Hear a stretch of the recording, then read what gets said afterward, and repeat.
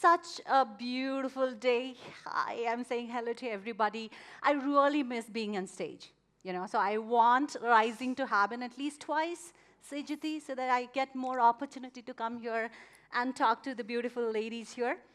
Okay, so let's come to the topic. I think when we started discussing about the topic about, are women opting out of AI revolution?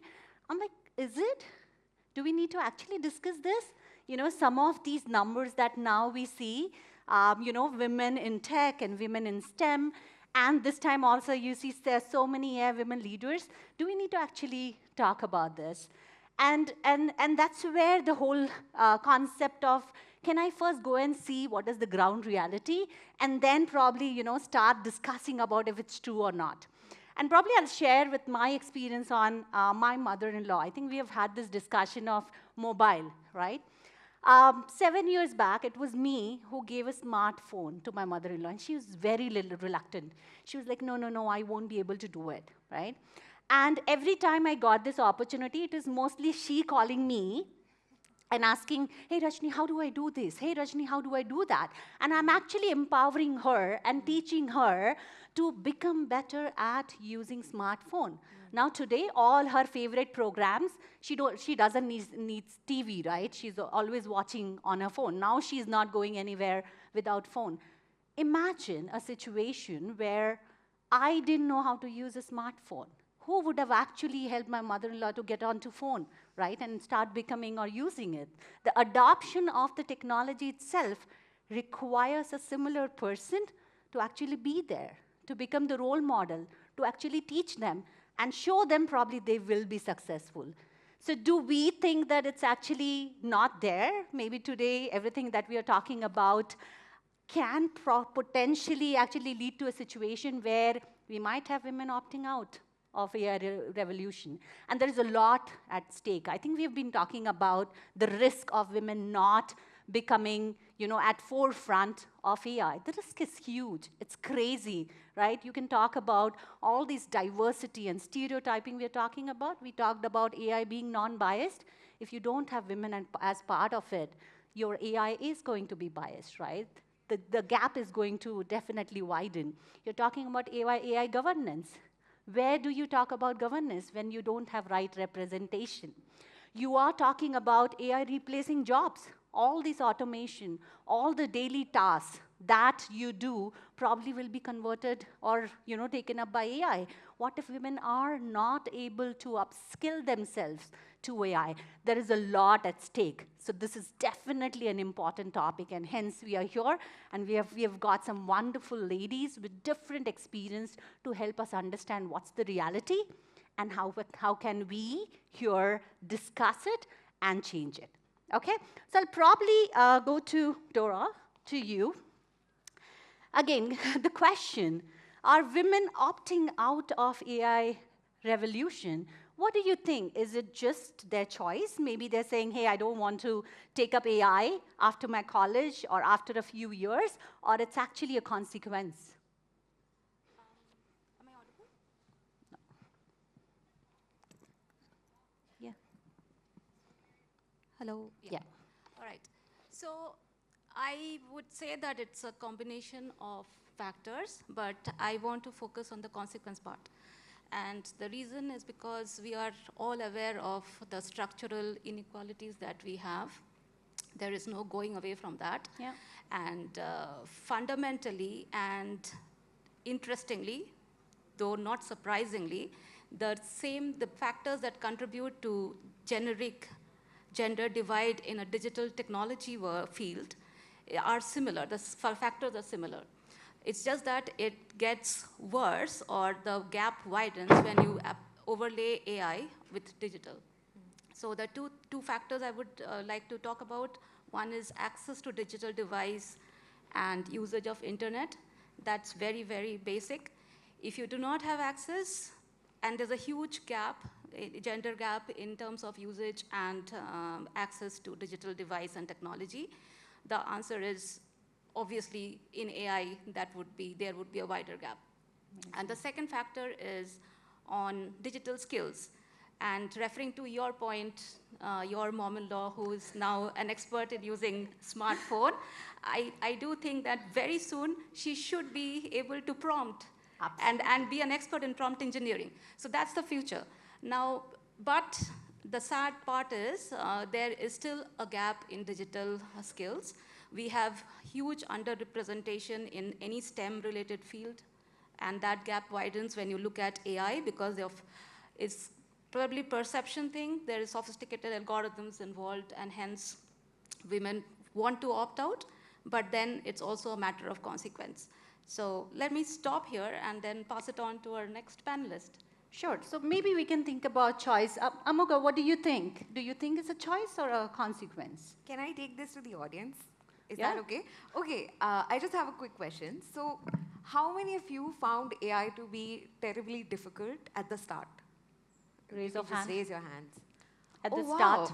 Okay, okay. And how many of you, now that you've spent, let's say, about a year and a half or 2 years in it, find it to be ridiculously easy? Okay, some of it's them are the almost- same people. Yeah, okay, okay. I mean, it might not be extremely simple, but I think where we are sort of kind of going back and forth, I have my perspective is that it is partially a choice. Of course, it's a systemic thing. We cannot really just get rid of it. But I do think that from here on, it is a choice. We have gotten a spot, right, where the playing field has somewhat become leveled. I mean, it really isn't, but I do think that it's getting there, and I think if we accelerate that, if we really push it, it really is in our hands. So I do think it's a choice. Absolutely. That's so beautiful. And I think you did talk about, the visibility. And all of us, I think I saw a few hands. If we are part of the development itself, we probably have a better opportunity to learn AI, right? So I think an interesting point is who's getting that seat to the table, right? Is there a bias process where probably, you're not even getting that seat to the table, not getting an opportunity to even part of the development process, and probably that's why the visibility is so low. That's why, to your point, Dora, probably the women leaders, we have very few women leaders in AI. So at least from a bias perspective, visibility perspective, Parul, you wanna add your thoughts on that? Yeah, definitely. Thanks. So, can you hear me? Is it working? A little close. Yeah. So definitely, I think in terms of role models, when it comes to women in the AI space, we do not have adequate examples. But it's not that we do not have the women leaders as such. Like just looking at this particular, event itself, I myself, working in the field of AI, have not seen so many women leaders together talking about AI. So this, means that there is a problem in the way we are coming forward, in the way we are able to bring forward these leaders. And that's the most important point. I think, now we're talking about having a seat at the table, but really is a seat at the table adequate? Because we are increasingly seeing that companies are making policies that let's have, one of our women leaders join and, let's show to the world that we have a woman leader. But really, are we able to express our opinions? Are people really listening to us? So is it really just enough to have a seat at the table, or do we now really need to take charge and lead the AI agenda also? I think that's the point that we should be talking about, that are women being able to lead the agenda rather than just having a seat. Got it. So the seat is probably there. Yeah. But, the whole thing about am I driving the right agenda can be an interesting one. Nikita, 2 startups, this is amazing. How do you think, the visibility or the bias itself is taking place? Because I think you got an opportunity to take that seat at the table. Hi. Yeah. So I think it was, while it was a choice, there was a lot of deliberation, a lot of self-doubt behind that choice. So the first company that I built was into cross-border e-commerce and logistics. Scaled it to around 2 million in ARR and team of 60 plus. Even then, when you're starting your second venture, it's an AI and tech-based. The kind of self-doubt that you go through. I don't know how many of you here are thinking of starting something in the AI space. Any show of hands? Or looking at taking some courses in AI and then still having some self-doubts. Yeah, Oh, there you go. see. So it's about, like she said rightly, there are no role models enough for you to sort of refer to and say that, how do you follow this path? How do you really go through this path? So for my first venture, it was more of a B2C company. You have at least a relatively more number of people doing this in the grand scheme of things, right? So for me, I think crossing that barrier was very important, and to push myself to say that it's okay, let things go wrong, doesn't matter, but let me just at least give it a try, right? Yeah. Apart from that, like, look, from getting your seat on the table, I think companies also have a fair share of role to play in terms of bringing them on table. Recently, I was at an event of a leading electric company, public company, tech company, resonates or rhymes with the term cola. I know, I don't know if I've given away too much, but You did. but they were boasting about a senior leadership team, an R&D team of their AI, innovation, close to 20 people from across the globe. Not a single woman in that picture. Not a single person. So my question is, forget the cultural, the societal aspects of things. How are you going to build a product which is not going to be beneficial for half the population? How is it even going to make profit sense to build something like that, right? Absolutely. So my thought is that companies who are trying to build anything in the AI space, diversity is not just a good to have, it's also a profitable must have, because you're building for half population, right? One half of the population is going to be excluded if you're not going to build for them, and if they're not part of the journey to build for them. If you expect systems which cannot answer about pregnancy or women-related health problems, then it just doesn't make sense, and you'll not be able to scale the product itself. So I think profitability is also at the heart of having women in the boat. Absolutely, and I think I am a culprit myself. I do a lot of this and do a lot of empowerment session. And even yesterday, somebody asked me if there is one CDO that you would like to have lunch with. Who would that be? And immediately my answer was Sam Altman, right? Because he's in news, so visibility, right? The visibility can actually impact on how and whom you want to choose as role model, right? I'm a great fan of Indra Nooyi. I'm a great fan of, Radhika Gupta. But just that LinkedIn visibility, some of the news that's going around on how AI is evolving around some of those people, the name that stuck in my mind was Sam Altman. So I'll definitely, try and get better at it. Tanu, you have been in AI for like 24 years. Started your career in AI. Now you see so much of advancement. You have been part of consulting. I'm sure you'll be asked, different kinds of questions when you have to serve, people. From that aspect, what do you think? Is visibility a challenge? Do you think we are getting the seat at the table? And if we are utilizing that to actually drive what we need to drive for women? Yeah, well, needless to say, women, women have are very much significantly underrepresented, Yeah. I would say, in leadership positions in AI, right, across various industries and across organizations. And this has created a misperception, I would say, that leadership positions are inherently meant for men, and leading to women believing that these positions are unachievable or unattainable, Yeah. right? And that is why many women are not pushing themselves to get into these positions, Yeah. right?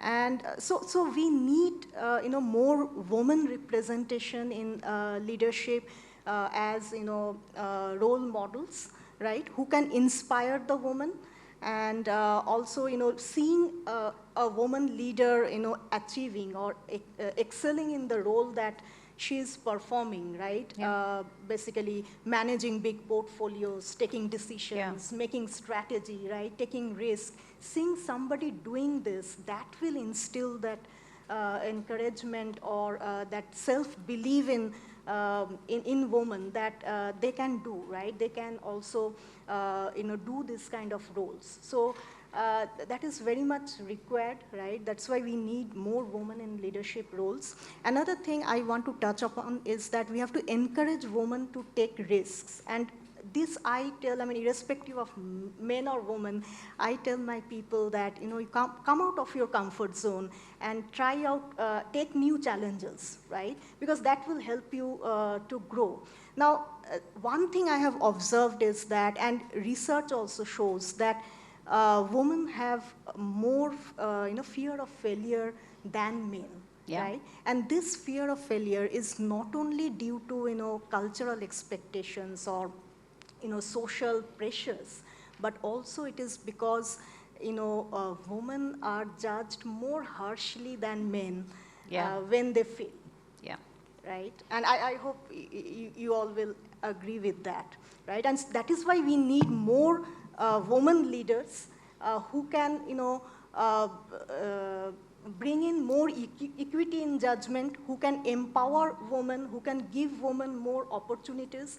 And in a nutshell, we have to create that environment where, women can be empowered to lead, and we have to give them more visible opportunities. Absolutely. And just coming back to the question, right, are women opting out of AI revolution? If you see, what we are hearing is it's a combination of choices and consequences, right? Lot to do with consequences where we have control, right? And we can probably change it. We do have seat at the table. We do need to fight for the visibility, but we have the opportunity. I think it's again on us how quickly we grab the opportunity, right? You did talk about, Tanushree, managing risks and probably, taking risk and probably, taking roles which are decision-making roles. So it's also important to have the right culture in the organization, right? Because if the organization is looking at women who can actually, take decisions, bolder and broader decisions, I think things will be different. Mostly from an AI company perspective, if you go and talk about some of the, high-level AI companies, their culture is a little bit not welcoming to women, right? We use words like tech bro, right? And tech bro is like somebody who's like constantly coding, constantly in front of the computer. You look at all these AI-specific job descriptions, right? It is always talking about strong people with global roles, which means morning 6 till night 10 p.m., right? So that organization culture is also very, very critical. And Amuga, you started your, your company, and, being a young person here who's actually stepping into AI from a marketing and content writer role, what do you think, this organizational culture can do? How it is impacting on the whole self, doubt about women, should I take AI role or not? Okay, so I want to, if I may, I want to actually just go back to 1940s. And the reason why I want to go back there is because there is a huge lesson in history that we've just chosen to forget. So back in 1940s, when, in the US, the World War was happening, a lot of women were actually in computers, right? They were the ones who were building these algorithms. They were at the forefront, and we've forgotten about them. So I recently read about this wonderful invention that happened in, I think, in 1940s, called INAC, which is, I think, electronic, I'm sorry, please, forgive me if I mess that up, electronic numerical, I think, integrator and computer. Oh. So this wonderful machine was apparently built by 6 women and 2 men. And what was shown across back then was only these 2 men, right, who were leading the PR for all of it. And what happened as a consequence of that was women were sidelined from the very start. A lot of the jobs back in the 1940s and 50s, especially in computers, were sort of looked down upon because there were no specialized courses around it, and nobody really saw the future in it. And so we started to keep that you know, there were a lot of women in technical roles back then, but those roles started to, you know, kind of trickle out. And what you'll notice is that, you know, by 1960s, when you had your CSD and your IBMs come up with like hiring practices, they were using psychometric tests that were designed to be using these male, I mean, they weren't really trying to isolate women, okay? I don't think that was the intention. But back then, the research in psychology wasn't that great either, right? And so you have these incredible tests that were, obviously now we know they are really bad, but they have, you know, kind of perpetuated this idea for decades now that somehow the person who is going to code is somehow, you know, like this aloof, isolated person who, like, you know, she rightly mentioned, like, works Tech from bro. 6. Yeah, like a tech bro. But honestly, if you really are in tech, and I'm sure many of you are, you know how collaborative that is. That experience is where you have to constantly, you know, have your code corrected, have someone brainstorm ideas with. It cannot be done in isolation. So I feel like that aspect has run its course, guys. Like, I think we are at the end of it. And I have a very different, I think, take on how can we battle it. There are two levels. I feel individually, I think we need to become a lot more courageous. And I use the word courageous because I think we all are incredibly gifted people, but we get caught up in this mental rut of perfecting something before we take it out. And I think it just takes away. And I think we are trying to please people. We are trying to please somebody in the audience somewhere, and we forget that we have value even in the way we've tried it. And so it needs to come out before it gets perfected and it gets improved. Thank you so much. Thank you. I think that's a very interesting and very personal perspective that you shared there. While there is a lot of responsibility from choice perspective that we can do, if we come back to the consequences, and maybe, Dora, if I can ask you, do you think today organizations, leadership is actually invested in making AI inclusive? And you're an end user by yourself, right? And an AI user, mostly from the other perspective. So what do you think? Is the leadership invested? Are they planning to have AI more inclusive? Yeah, I mean, I'm sure there is some effort in the corporate world and in pockets of industry, but then clearly there's a lot of work to do. And I haven't thought about AI inclusivity as a major theme before I actually came for this panel discussion, so that's, I think, a clear indication. However, I think it has to be a two-pronged approach, so we have to do it at top as well, because there is where the decisions are taken. So start at the top, have it in the strategic agenda. AI inclusivity has to be in the strategic agenda. Have a woman leader lead that program. She will make sure that, you know, all the structural inequalities that we have in the organization is addressed through that program. And then, though I may sound a little cliched, I think measurement is also important. Yeah. But measurement with integrity and transparency is important. So we should not make a mock of measurement. We need to know how to measure. And that's the only way to measure progress. That's how human beings you know, can establish that we are going forward. So far, of course, there is not something that corporates can do on their own. There is a little bit of responsibility of the national agencies and the international bodies like UNESCO, et cetera. But then if we start measuring and if we start reporting with integrity, then at least we will take the first step forward towards progress. Amazing.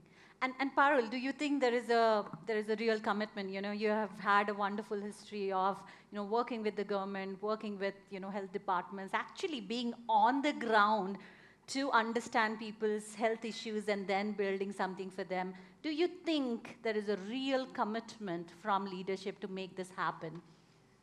Yeah, so I think AI has become a very hot topic with everyone. So everybody wants to show that they are doing something in AI. But really, if you think of it, is AI something which is really new?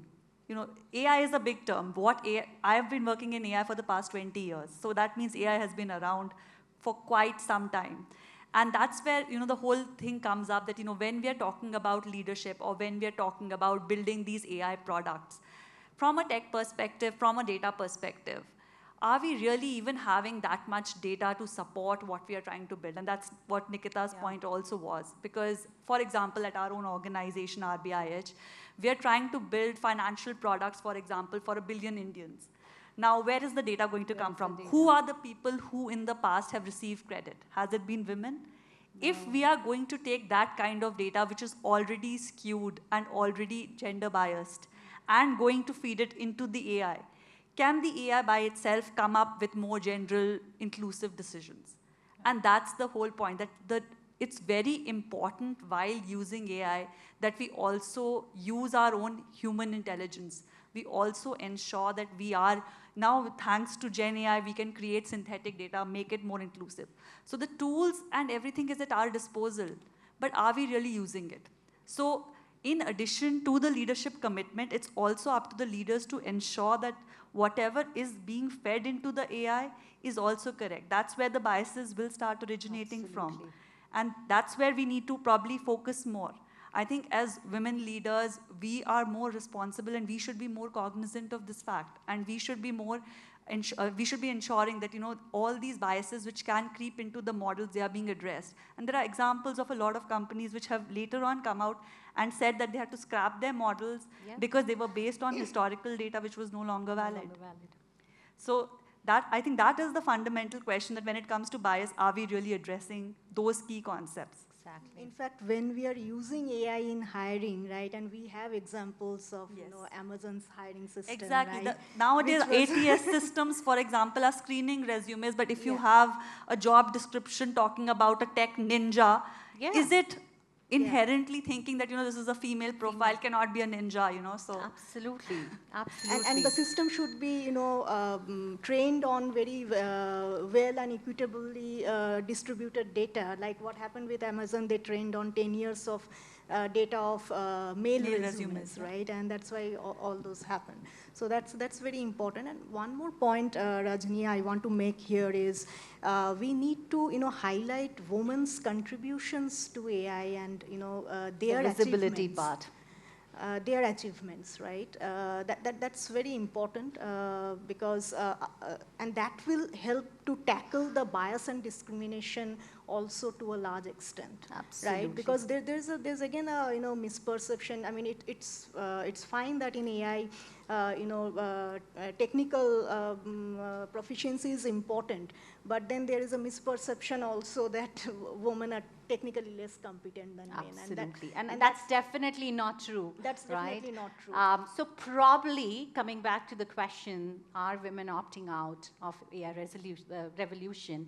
I think there are gaps. We all are talking about gaps. There is definitely a factor of choice. There's definitely we need to come up and challenge a few things that are there in the system as barriers. But then from an actionability perspective, and probably we have only 4 minutes left, one quick thought from your side on what can we do, what can change. Maybe I'll start with you, Nikita. So I think we've all discussed a lot of points, but if I had to put it in one word or a couple of words, one is, I think the partnership across the stakeholders, it's public, private, philanthropic, people, the 4 legs, all have to sort of seemingly come together to make it happen. But for this first, there has to be intent, then there has to be execution with accountability, and finally the funds to make this happen, right? And just coming to the people part, which is both men, women, but even from that perspective, there are women who think that, oh, this problem does not exist because they've not gone through it. And there's the women other side who are really scared and not able to cross that barrier, right? So it's important that both sides support each other and come out through this journey, for the next 10 years. We'll have to strive hard and push ourselves a little bit so that the coming generations can be a little bit more at ease. Amoga, quick words on the action. What must change? I think our perception of ourselves need to change, and I think I want to go inward this time because I think if we only change our view of ourselves, I think we'll start this sort of revolution in a way to really become in the sense we'll try and find our own footing, right, here in this entire landscape that's really changing. And I think my only one, I think, would be Self-perception. go inside. Go Yeah. inside. Amazing. Tanu, your last word on action. Yeah, very good points, I would say. I would also like to mention that we should incubate women in the leadership pipeline much early on in their career, right? So It's a that long journey. yeah, so that we create a much wider a wider base of future Leaders. next generation of AI leaders, and that will boost up their confidence, and that will encourage them also Amazing. to take up leadership roles. Thank you so much, Tanushree. Dora, Yeah, quick words. I would say it more about education. So one step lower than what Tanushree said. Start with education, get involved, and encourage women to take up any of these digital, STEM, AI field. roles. Yeah. Parul. Yeah, I think I would say go back to the grassroots. So, right from the schooling stage, when the girls are growing up, somehow we are being taught that, tech roles and tech things are more for the boys and you should focus on more humanities and arts. And that's where, this new wave of AI which has come in, which is a more no-code kind of a AI where not everyone needs to know how to code, but can still be into AI. I think that perception needs to change at the grassroots, at the schooling stage itself. Amazing. I think we have it all. Thank you so much. If I have to just summarize, I think it's all about a right choice. And as a consequence, we all have this responsibility to change it with the right intention and collaboration. So thank you so much.